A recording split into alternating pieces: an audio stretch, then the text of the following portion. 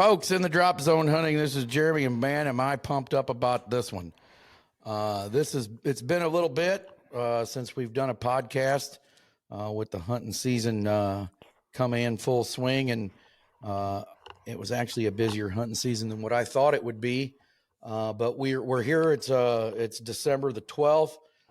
We've made it through a majority of the bow season. We've made it through the 2 gun seasons, and finally slowed down enough that I could get in contact with some of our young hunters that are part of the team and get them riled up and wrestled in and sit down and have a talk with them. So I got them with me this evening. So my show tonight's going to be with the youth hunters in the Drop Zone Hunting. So what I'd like to do is I'd like to go around and have everybody that's in here with me today introduce themselves, how old they are, and where they're from, and then we'll kind of go from there, fellas. So let's start with the person that's farthest away from us, and that's way over on the east side. I call it on the Eastern Division is what we call them. You want to tell us about you a little bit?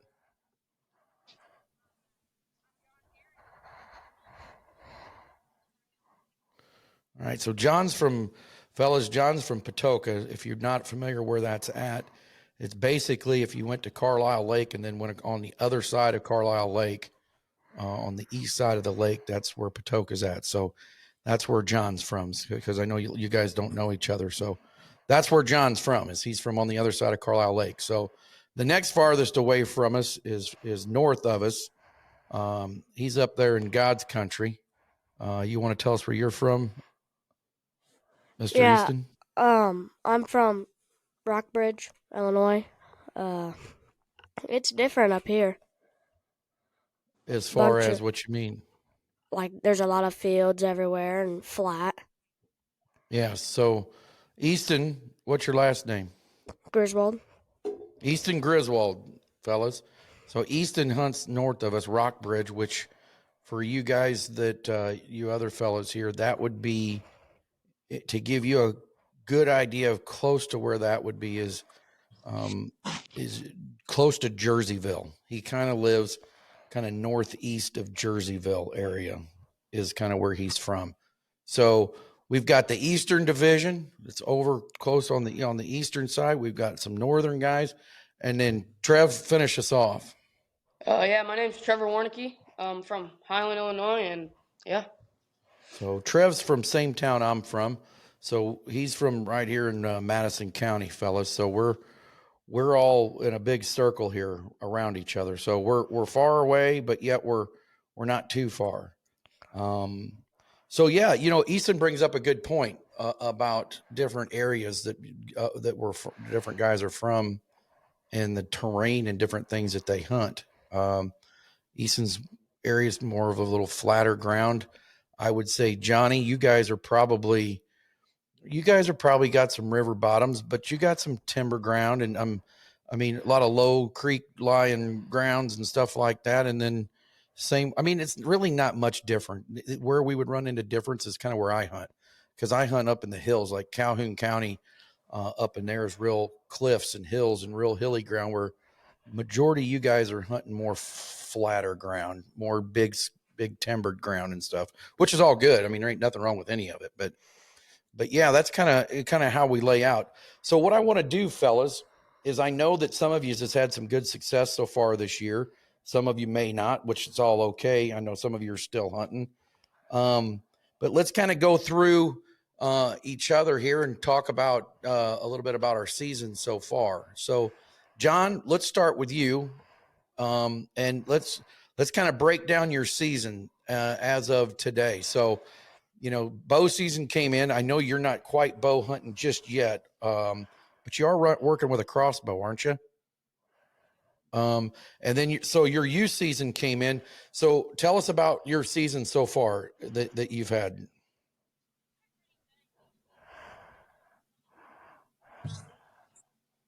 Like, how many points was it, John?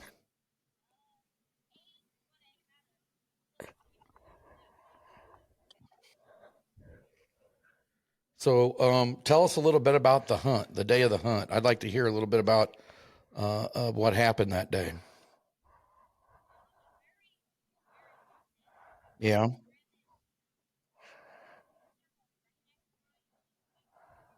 sure.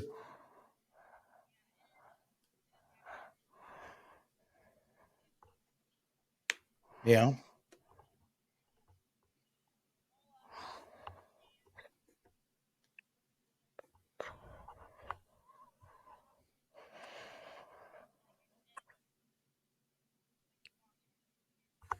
sure.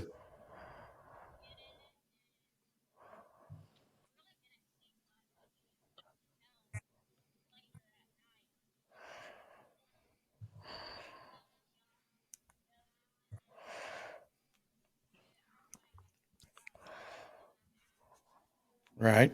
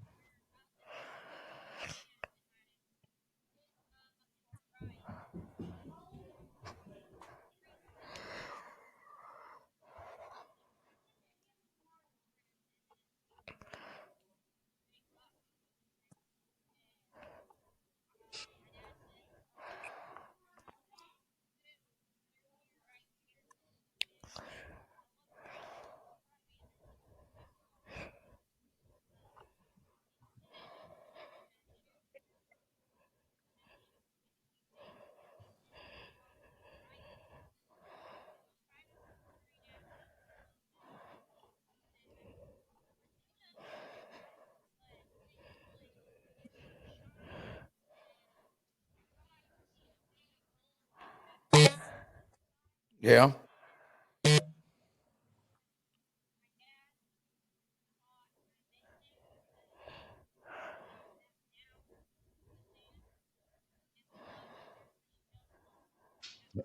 Oh man, I hate that feeling.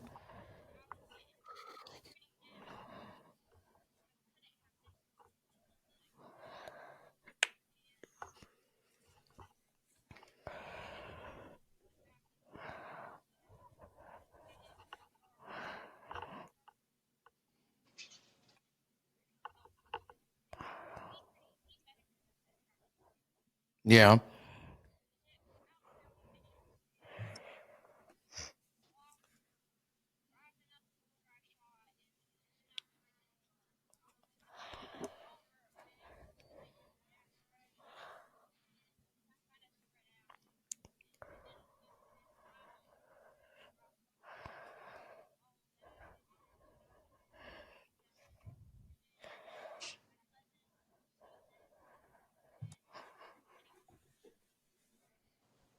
Yeah. What happened? Yeah, he's gone. We lost him? Yeah, Yep. Oh boy. Wonder how that happened now. probably bad Well, internet. it might be. It might be bad internet. Um, I don't know if we'll get him back or not.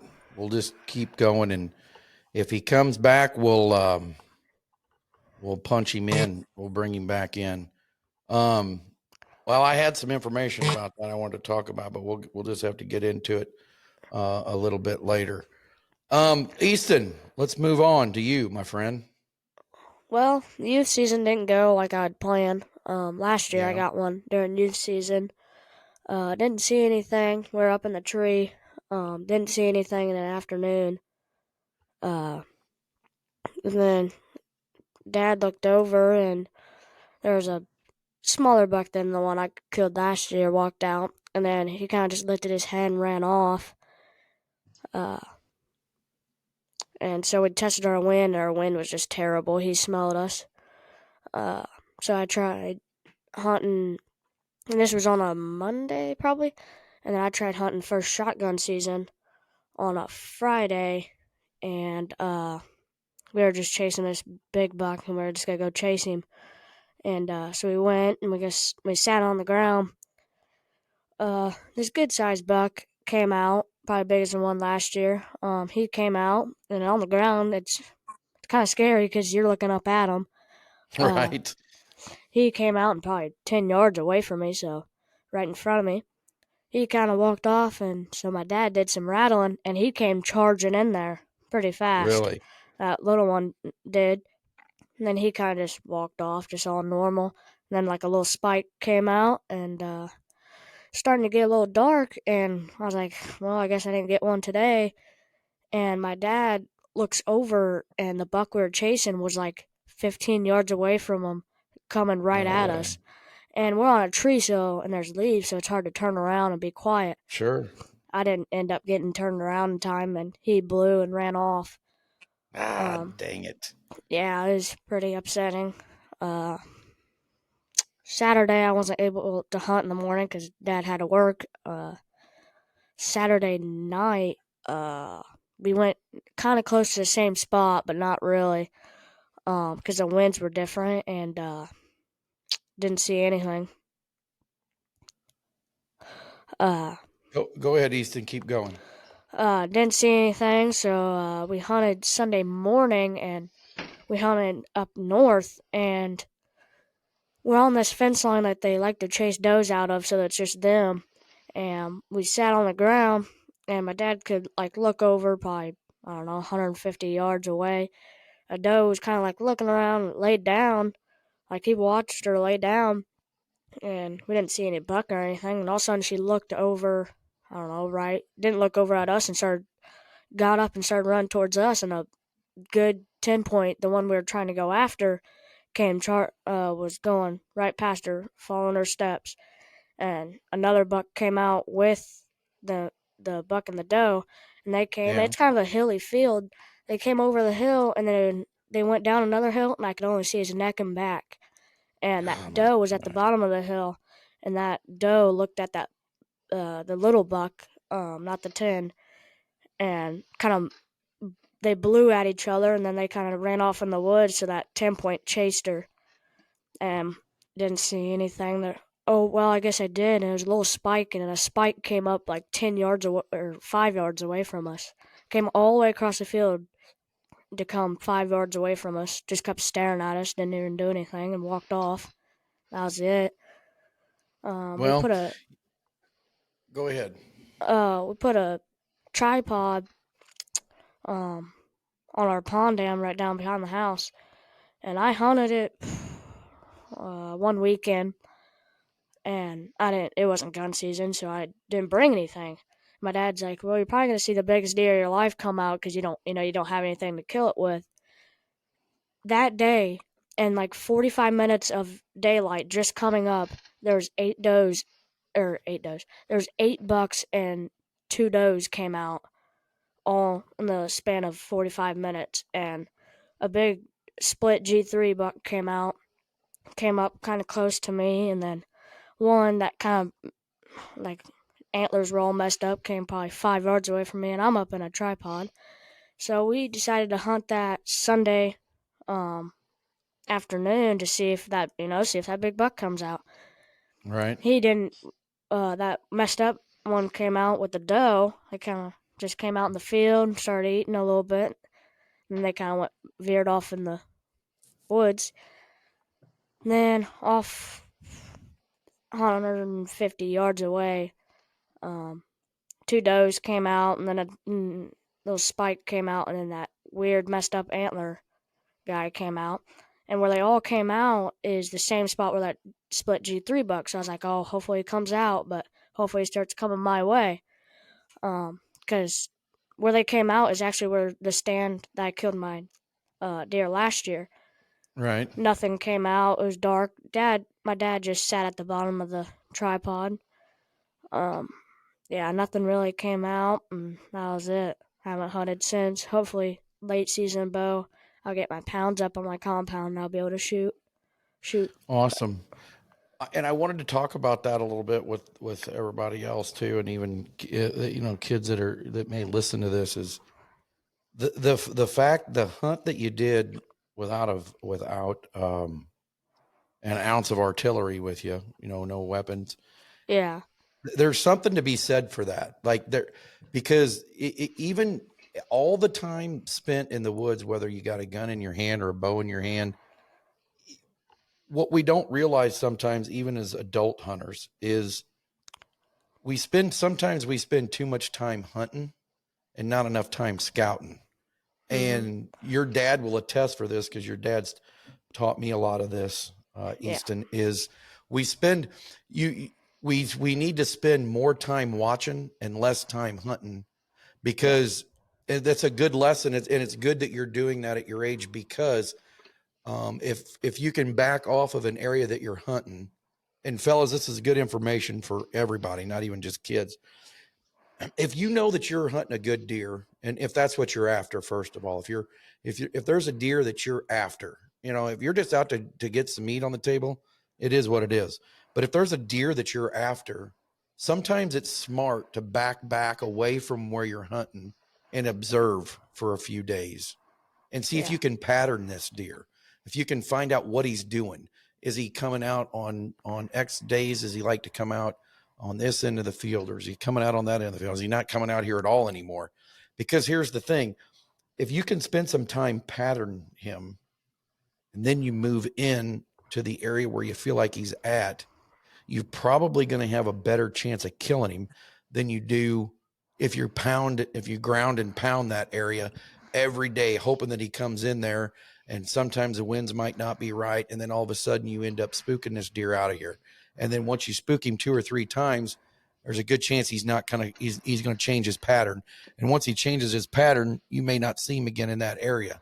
So the fact that Easton was out just kind of observing from a distance, from a stand, that's great things to do. Even though you don't have a weapon in your hand, you're still hunting. In my eyes, that's still hunting. So if you get the opportunity, fellas, even in the off season, sometimes if you're bored and the season's come to an end, and you catch a day in January or something, and the weather's going to be warm enough, and it's nothing's legal to shoot, but get out there, go sit somewhere and see what they're doing late season, because maybe that buck that you was after is they changed their pattern sometime, and their late season pattern you might be on to, if he ain't dropped his horns yet. He likes to come into this area this time of year. It's all information, man. So if you get any opportunity to get out there, just because you don't have a weapon in your hand doesn't mean you're not hunting. So remember that. So I like that, Easton. I like the fact that you even went hunting and was out looking and watching, even though you didn't have a bow or a gun in your hand, and you got some great information out of that. You seen what deer were around there. So, hey, to me, that ain't no different than sitting in a stand with a bow and not killing, and you weren't going to shoot one of them things anyways, because it wasn't what you were after. You just pulled back away from the area a little bit and watched from there. I like it. I like it a lot. Yeah. That's good information, brother. Go ahead. That split G3 buck actually went down south, and we caught him on another camera, which would have been where I was hunting that one big buck. Now, how far you think that was from where you was watching him from? Probably a mile or 2. Yeah, it's wild. It's crazy how far they'll go, especially during the rut when they're out running hard. Johnny, I want to come back to you real quick, because I wanted you to finish that story, because there's some things about what happened to you that I want to talk about a little bit. So when we lost you there, you and your dad had went back into where you'd shot it at. So pick up from that spot. All right, me and my cousin and my dad came back out there, and we found where I shot it, or I told him I shot it like right here, and there was just no blood anywhere around it. But I knew, or I thought, that there's a huge hole in it. So I'm like, there's gotta be something. So we went back in the woods. We just probably 20 yards before we even saw a drop for some reason, and we just kept looking, and we would find little specks of blood, and then we would find bigger blood, and then I think we found a piece of lung. I'm pretty sure we found a piece of lung, or we found a piece of lung, and then my dad's like, surely that thing's gone. And we went down probably 40 or 50 yards, or we went 20 yards from that, and he was piled up right there, and I was excited when I saw him on the ground. Yeah. So let me ask you this about that situation, John. So from the moment that you shot it, okay, and then you guys went back. What is a lesson that you got from that situation? Because we should be able to learn something from every hunt. Even if we kill something, we should learn something from that hunt. So what do you think is something that you learned? Because I've got something in mind that I'm thinking about, but I want to hear your take on what did you learn from that hunt on that deer that day?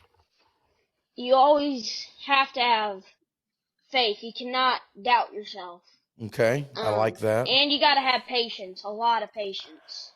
That's a big one. That's Because one of the things that I think that you guys did that was smart was you guys went back to the side by side and waited for a little bit before you went back to look for it. That's a big deal because you guys, if you've watched any of my shows or not, I'm good friends with a guy that's got a tracking dog and does a lot of deer tracking. That's what he does for a living. And he sees more wounded deer and finds more deer for guys with a tracking dog and has got some of the best information.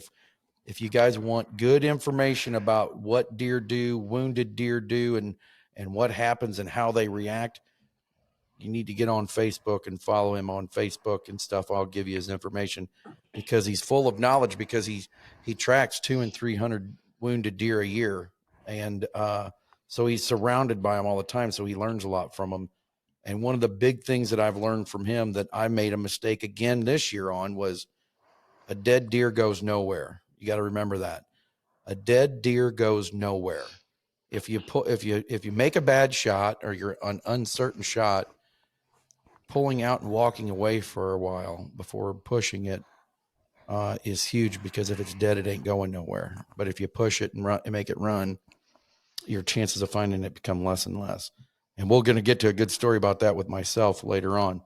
But so Johnny, that was your youth season deer, which was a dang nice deer. I seen pictures of it. The rest of you guys, they're on the Facebook on our hunting page that you can go see. John did get a nice deer. What happened after the youth season, Johnny, so far coming up to date? After that, we bow hunted pretty hard. My dad did bow hunt pretty hard, and we got to the stand, or we got to this hut that we made last summer, and we got in it, and we got the bow ready, and we saw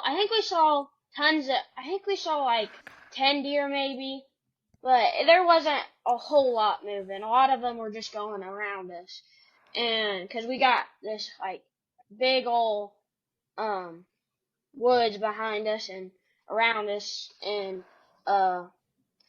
it's a good spot for big bucks or just deer in general. Yeah. But we got there, and like I said, we got the bow ready in our hut, and then we just wait. I think it was about dark again, like where it happened last time. This one did not want to come out. She just stayed in there, and I don't know why she didn't want to come out. She must have smelled us or something. She just did not want to come out. I And got she you. finally took probably 5 minutes just to make her mind up just to go out. And she walked out, and we were just waiting just in case if a buck would come behind her. And we waited about 30 minutes, and then it was getting dark, and my dad said, "Do you want to shoot this?" And I'm like, "Yeah, it'll be my first ever bow kill." So I aimed, and she just did not like, I don't know if I made too much noise or she saw me, and she just did not like it, and she went off, or she just walked a couple steps. She did not like something, and then I'm like, I'm gonna take this shot. So she finally stopped, and then I shot her. It wasn't a bad shot, but it was kind of high of lungs. It Yeah. was a little high, but there was a lot more blood than what happened with my rifle. There was a lot more blood with the bow. Yeah. And yeah. And Yeah. then we could hear like a thump hard. So we thought I got her pretty good, and she was pretty tiny doe. And I think we got in there, and 50 yards, we just knew she was down. And we went up 50 yards, and we found her laying, and she was really not big at all. She That's was all very right. tiny.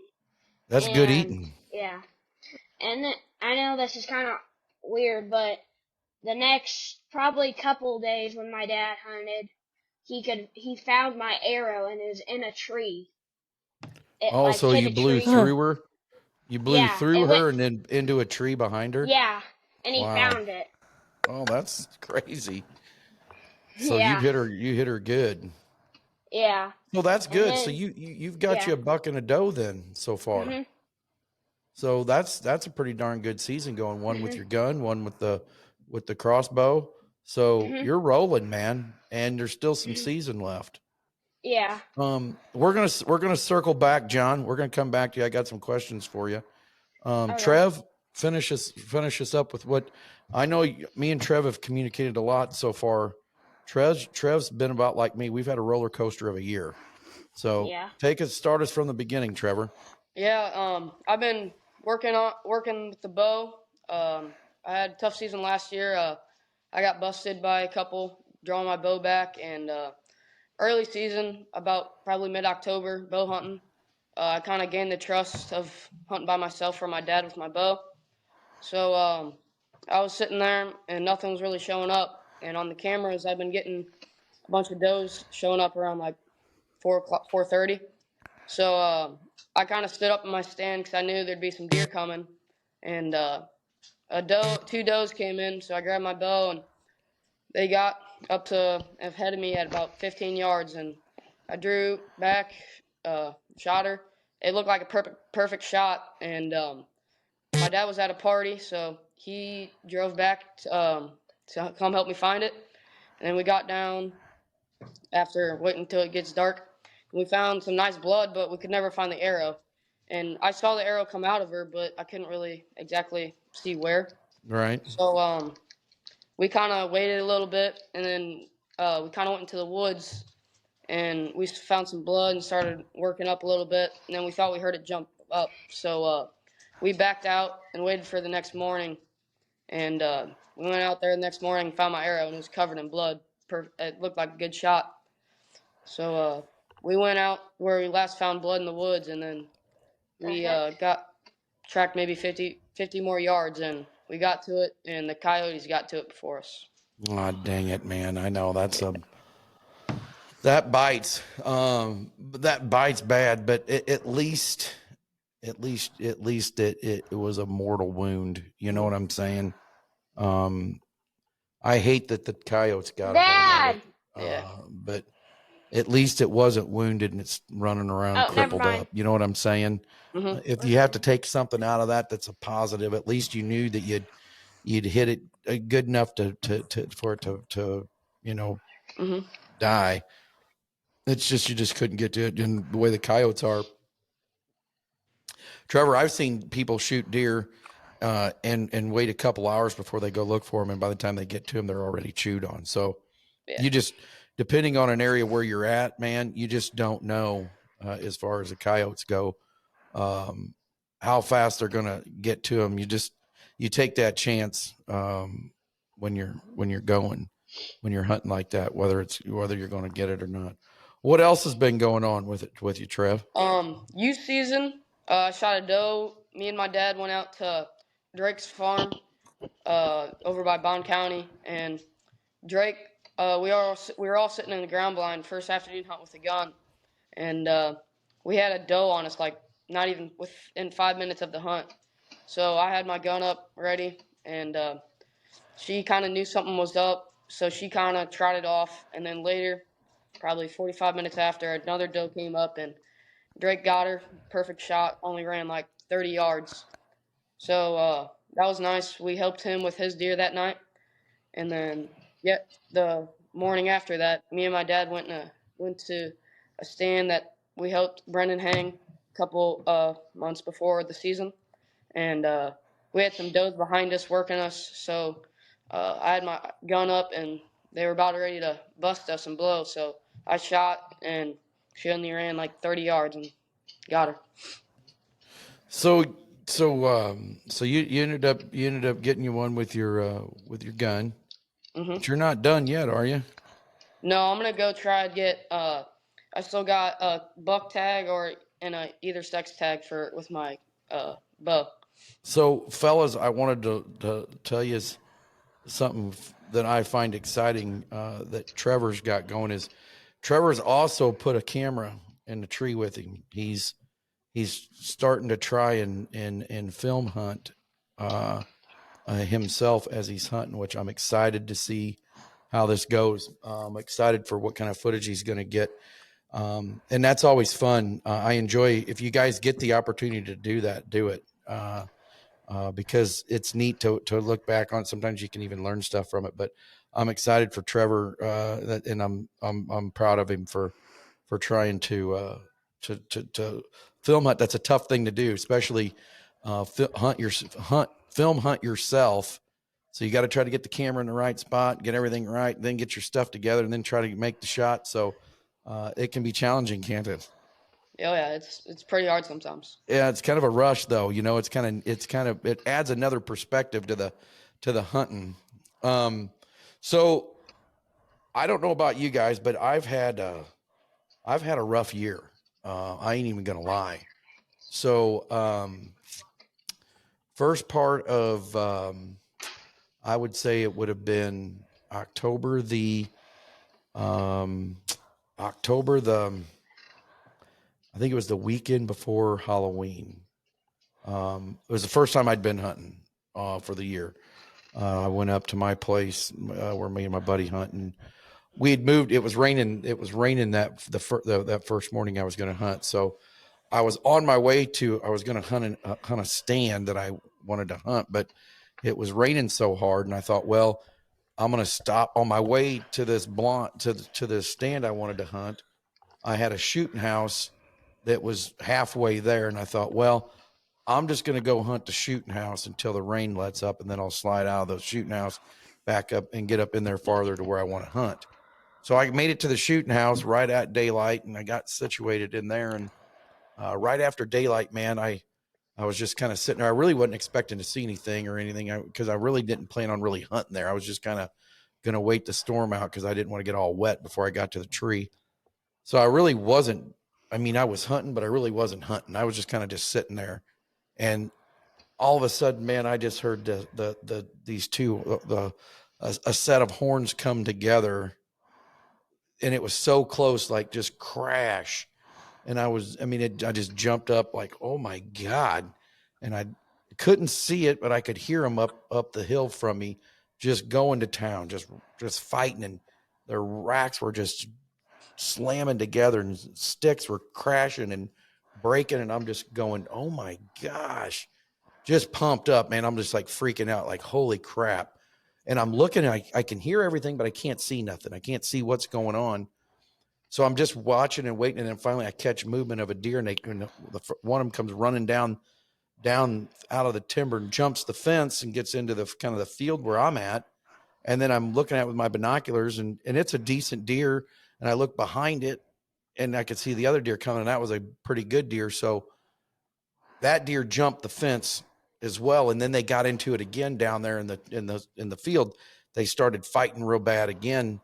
And that buck pushed it, and that younger one kind of come down past me and kind of went off. And then so I grabbed my bow, and as they're coming down through there, I grabbed my rangefinder, and I ranged that bigger one. It was like 40 yards. And I don't normally take a 40-yard shot because I could probably kill a deer at 40, but in the woods, I just 30 and in is kind of where I'm at. I just like to I just know I'm real confident there.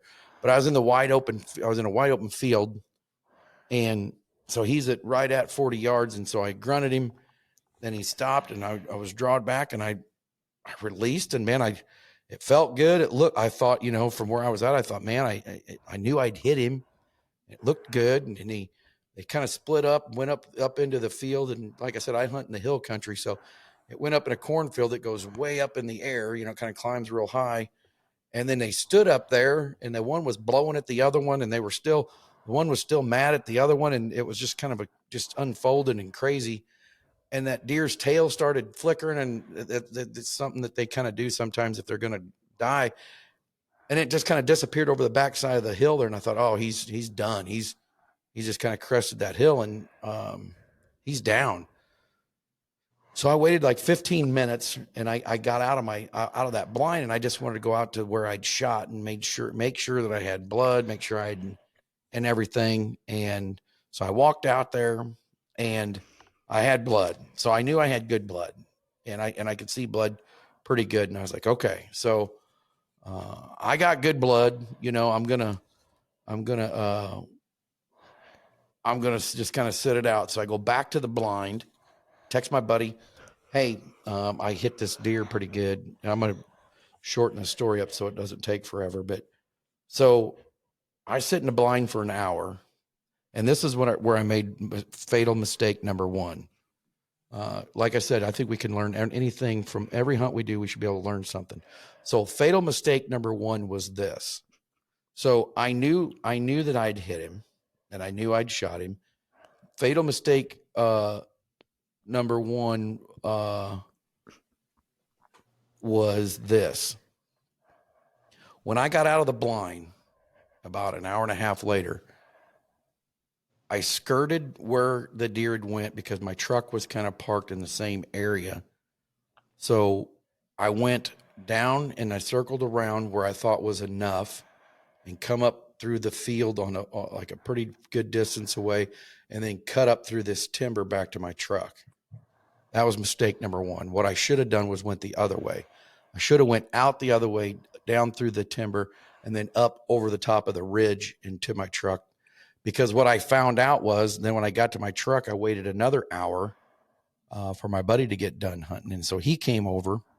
So we went out into the field, and I'd found my arrow, and it was all covered in blood, and there's blood everywhere. I mean, I got great blood.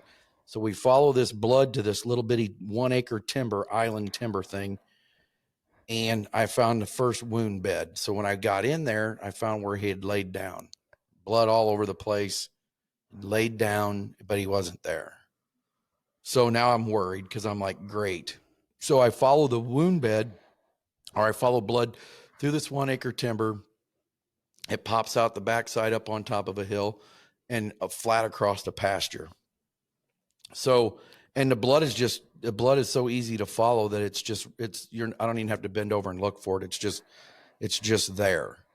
So what I learned from that point, from up to that point, what I'd learned at that point was this, is when my first walk out, what more than likely happened was I learned that a deer, when they're wounded, will bed and face the way that they came from, is what I'm told.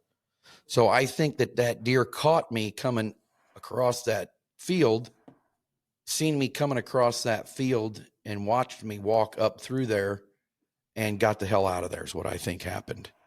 And so that's where I made mistake number one. Had he not seen me, I don't think he would. I think he'd have stayed laid there and would have probably died. So fast forward now, an hour and a half later, we start walking across the field, and we're just walking and talking and looking, and we can see this blood. And then all of a sudden my buddy goes, shit, there he is right there. So I look, and he's bedded down right next to the wood line, and he's facing away from us, and he's looking towards the timber. But the way the field lays is all I can see is his head and his rack. I can't see his body because it's dropped down. So we try to get it at two different angles so that we can, if he goes to get up, we can take a shot and finish him off. Well, as he moves around him one way, I get my bow ready and I go to draw back, and he just goes from bedded to not even standing up and looking. He just goes from bedded to sprinting. Like there was no stand up and look. It was just from bedded to sprint, jumped a fence, went down through this big pasture, and then up through the other side. So at that point, I was like, okay, I'm done. I'm not bumping him no more. So we left. We went back to camp. I come back 5 hours later, and got right back on blood. And we followed blood down through over to the neighbor, and inevitably found him alive again. So the only thing that I could come up with is I hit him back. I hit him back too far and possibly high, because he bled a lot, but he just, or I didn't give him enough time. That's the only thing I could come up with. And then he got on some property that they don't usually give out permission to go and look for it. So I kind of got bummed on that one. So that was a bad deal. So that was the first bad deal. I was bummed out. I ended up taking a nice 9-pointer in November the 9th. I got one, and then I got to go back to a bad story. So then first gun season came, and I got a really big buck that I'm chasing. I haven't even told a bunch of my friends this story yet, because it's been really upsetting for me. So I have this monster. I mean, he's a stud, and most of your parents have probably seen pictures of it because I've showed them.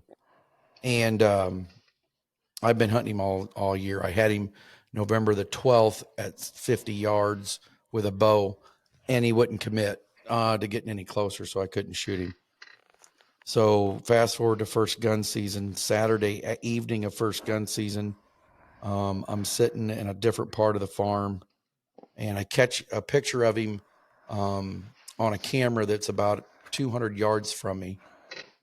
So I move in to try to go kill him where I think he's going, and he doesn't show up. I wait about an hour and a half, nothing. So I go back to where I was originally at, get back into my shooting house, and sure the heck, at 4:30, here he comes. He comes across this field. Quartering to me, comes up past to me at 60 yards, and I bring the gun up to shoot him, and the gun doesn't fire. Oh. I pull the trigger, and it goes click. So I jacked one shell and put a second shell in, pull the trigger again, and it just goes click. And then by the time of the third one, he's turned and he's going to run away, and I wasn't going to shoot him with a bad shot because I didn't want to wound him because he's such a good deer. So, and then I look at the slugs later, and both of the slugs have got dents in them from where the firing pin hits them. So I don't know. I don't know what happened. I don't know if they were bad slugs or what, but long story short, he got away and I didn't get him. So my season has been kind of rough, but neither here nor there. There are some things that I've learned myself from that stuff. So that's that. Okay. So we're kind of caught up to speed. So what I want to talk about a little bit now is, so when I first started doing this, fellas, I set goals for myself with in the drop zone hunting. And one of my goals was, as you all know, I have a president of the youth division, and that's Drake Delaney. Drake was my first youth hunter. And so Drake's been with me for a long time, even since he was little. So Drake was going to be my youth president. And so I had one. So whenever I started in the drop zone hunting, I had one kid. And my goal was to get more than one kid on the team. That was my goal for 2024. And we've got 5. Let's see, we've got John Easton, we've got Trevor, and we've got Kendall Kirkemeyer. So we've got 4. We've actually got a girl on our team, which is awesome. So I've gotten you 3 and Kendall and Drake. So we got 5. So I went from 1 to 5. I was good with that. I was happy with going from 1 to 5. That was my goal, was to get more than one kid. So with that being said, now that I have John and I have Easton and I have Trevor and I have Kendall and I have Drake, I am now wanting to set goals for you guys, because here's my thing with this is I want to spread and promote hunting with the young people, with kids and stuff like that. So My goal for you guys for 2025 is to bring somebody into this team. That's going to be your goal. And there's going to be a twist to this. Okay. It's not going to be as easy as to run off to the football team and grab your best buddy and tell him, hey, I want you to come and join my hunting team with me.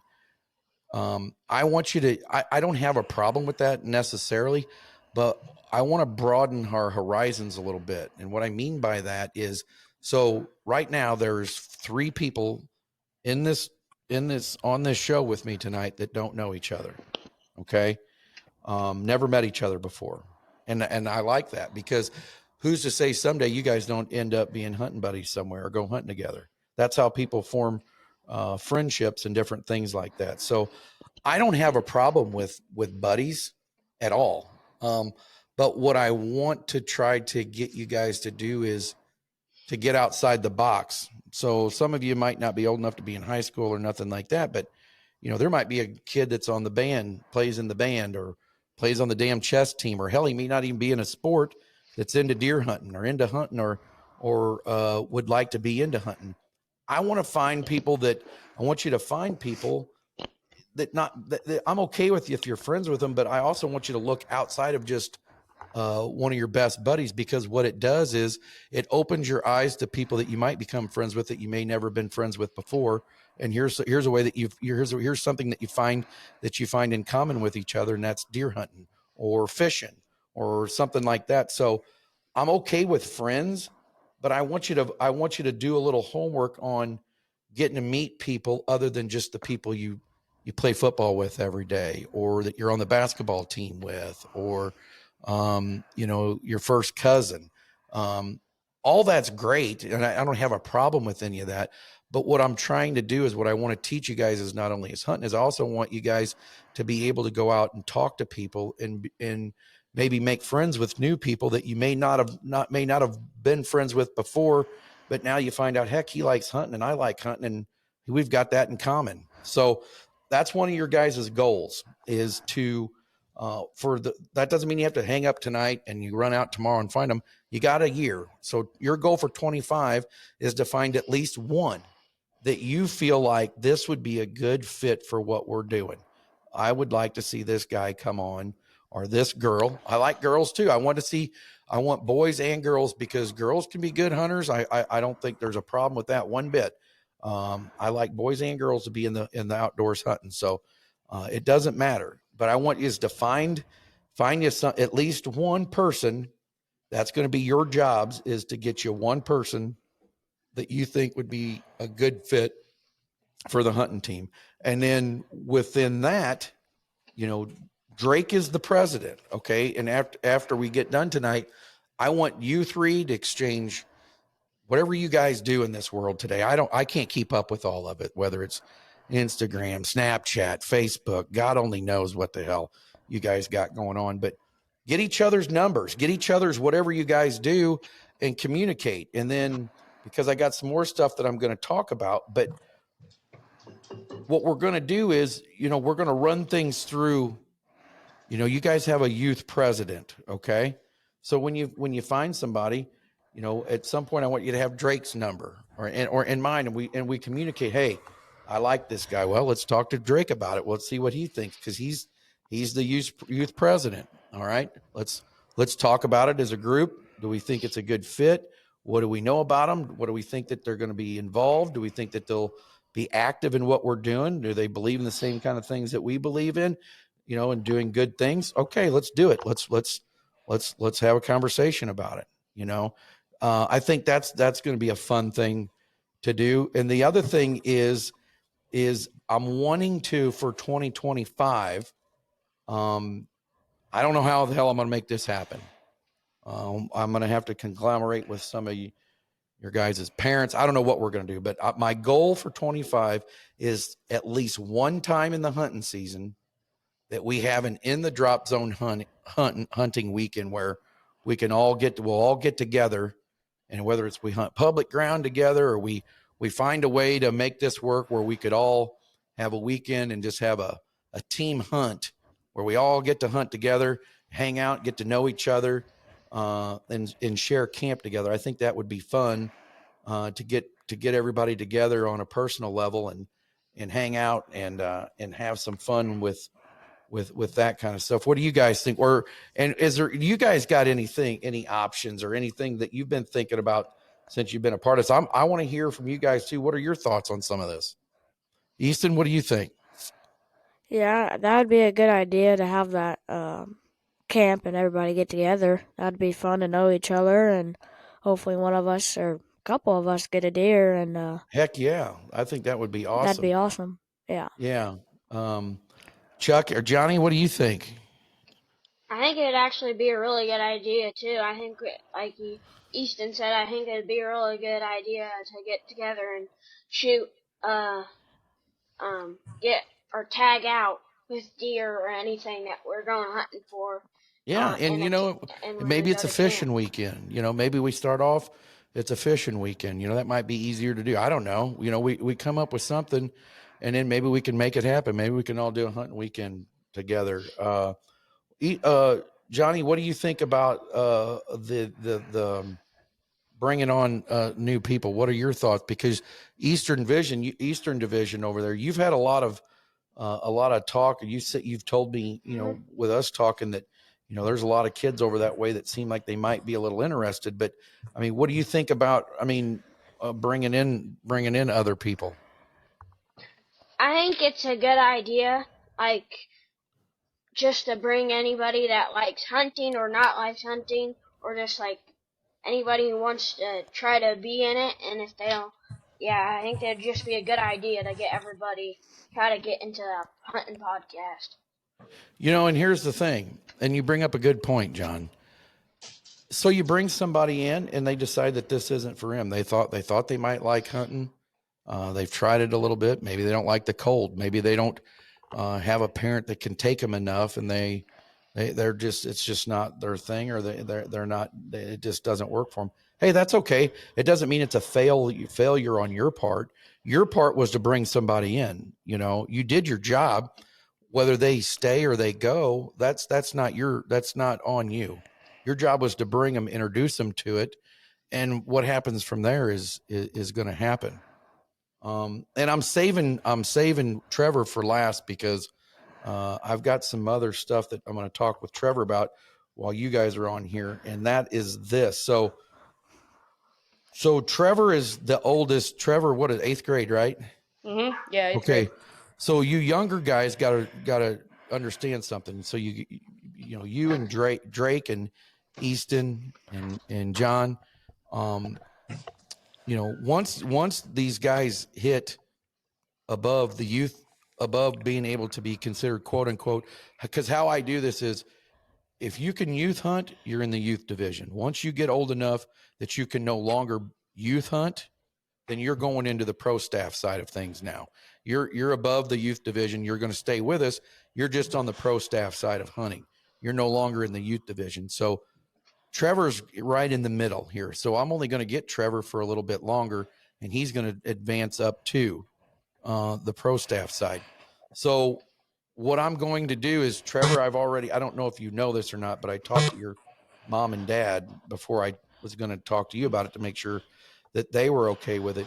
You're at a good age for me that I don't have all the, and I quite frankly don't want to keep up with it, but I don't have Instagram and Snapchat and all this crap that you guys are all into. I have it, but I don't know how to run it. I know how to run Facebook, and I know how to run TikTok. That's what I know how to do. I watch hunting on TikTok, and I got Facebook where I got all of our hunting stuff. So Trevor, if you're interested in it, I wanted to put you in charge of, you'd be working with me. You got to clear things so I make sure you don't get us into trouble on stuff, but I want to put you in charge of social media. Your job is going to be social media, like posting things on Instagram. We're going to get together after this and figure out our new, I have an Instagram that I'm going to probably have to delete and create a different one that's for the team. But I'm going to put your name on it with me so that you're going to be in charge of social media, putting posts out there, different things for the hunting show, for in the drop zone hunting, with the youth stuff and with even adult stuff. You can help me with that, with some of that. I don't have I don't know Instagram. I don't know how it works. And I'm not going to lie to you. I don't know that I want to learn it. I'd rather somebody who's more comfortable with it to just take off and go with it. I'm comfortable with Facebook. I can do all that. That's fine. But these other platforms, because I think that some of this area of exposure I'm missing because I don't know it. You guys know this Instagram stuff. And with that being said, then Easton and John and Drake can be sending stuff to Trev, and he can be posting pictures that you got and fish that you caught. I'm good with seeing it. I enjoy it, but sometimes I want to give somebody else some of the load of this stuff to do, because I feel bad sometimes. Somebody will send me stuff and then I forget to post it or don't have time to do it. Well, if I give somebody else that job, then I can yell at them for not doing it, and I don't have to yell at myself. So if you want to do it, your parents said that they're okay with it, but we're also going to understand that, that takes on a hefty role of, I know that social media can get people into trouble. I've seen people get in trouble with social media. So I don't want you, I don't know how much, and it's none of my business, how much social media access your parents give you, but they said they're willing to give you the access to doing this. So I want to give you this to do, but I don't want you to take advantage of your parents or take advantage of the situation and be getting yourself into trouble with social media when you're supposed to be using it just for what we do. So if you're interested in it, it's your job. That's up to you. Yeah, I'd be interested in that. That sounds fun. Okay, good. So, and then, guys, as things come up, I want to involve everybody with different things. It's just, it takes time to develop different things. So, don't think that I'm leaving other people out. It's just, we're getting this off the ground. I've only started this as far as the podcast goes, and really pushing this. This is one full year of what I would call in the drop zone hunting for real. I've been doing different things with this for a long time, but not real serious. But I've kind of wanted to take this real serious and focus on the youth hunting and more. I don't mind adults, but I really want to push the youth and get more kids in the outdoors. So that's kind of what I think we're going to do. So that's our goals for 25 are to find us somebody to come in that you feel like would fit our team, and whatever you guys think, and then get with each other. What I want to do is I'll start us a group chat or something to where you guys can share your own social media accounts or whatever you guys communicate with each other.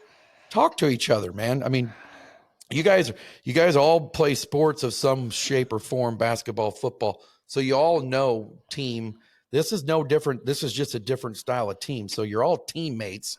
We're all out for the same goal, and that's to have fun, hunt, and share stories, and maybe we can all share camp together, but at some point. But that's what I want to kind of focus on for next year in 25 is getting us some more young people. We're going to we got a website with shirts and stuff. And I'm telling you guys, I don't do none of this to make money. Everything that's on there is as cheap as I can put it on there. I don't put the prices up to make money. I just got to cover whatever it costs to make it. And that's all it is. So share that stuff, get your buddies involved in it. I'm going to try to get more and more stuff to give to you guys, to give out to people. I got stickers and stuff like that I've had made, and I want you to give that stuff to your buddies or give it to people that you think are interested, or when you get them interested. And then someday, maybe we'll be able to do more with this. But right now we're just kind of getting going. And I think we got a good group here. I think you're a smart group of guys, and you got good hunting parents that are going to keep you going in the right direction. And I think that it's been a good season and so far for everybody. I know, Easton, you're not done yet. And I don't call a season a good season by just because I killed something. And you'll all learn that if you haven't learned it yet. Just the stuff that you learned in that one sit by yourself in that tripod stand, to me, is considered a good season because you learned a lot about what them deer are doing. And then when the time comes, when you get a chance at one of those big ones that are living in there, you're going to have an opportunity to get them. And that's what it's about is, I mean, we can all kill 4-pointers at some point, but killing those big boys, if that's what you're after, sometimes it's not an easy goal, boys. It takes time and it takes some, I don't care what anybody tells you, you got to have a little bit of luck and you better have a little bit of skill because you got to know what they're doing and when they're doing it. So, and we're all learning. We're learning every day. I screw up every time I go hunting. I'm 50 years old and messed up twice this year. So don't think that it gets any better. I can promise you. So that's where we're at. Has anybody got anything else to say so far? We made it to an hour. We're an hour into this thing, so we've done good. But has anybody got anything for us? No, I don't. like the I don't Okay. think so. goals for next season. Yeah, I think the goals are good. I think they're fair. I think they'll be fun. I'm looking forward to meeting some of your friends or people that you're going to bring on. And like I said, I think it'll be fun to get new people. That's, to me, that's what the fun thing is to get new people involved in this and sharing the outdoors. And, you know, if we love it, just think of how many other people love it or can love it. And man, it's something that you don't need to be stingy with. There's plenty of deer, there's plenty of areas to hunt, and there's plenty of outdoors for everybody to enjoy. You know what I'm saying, fellers? Yeah. Yeah. So I think that's going to wrap up this episode. Like I said, so we'll finish off the year here. We'll probably touch base in the off season again. And I really appreciate you guys coming on with me. Thank you, fellas. Yeah, thanks for having me. Yep. Thanks for having us. Thank you. Yep, thanks for having us.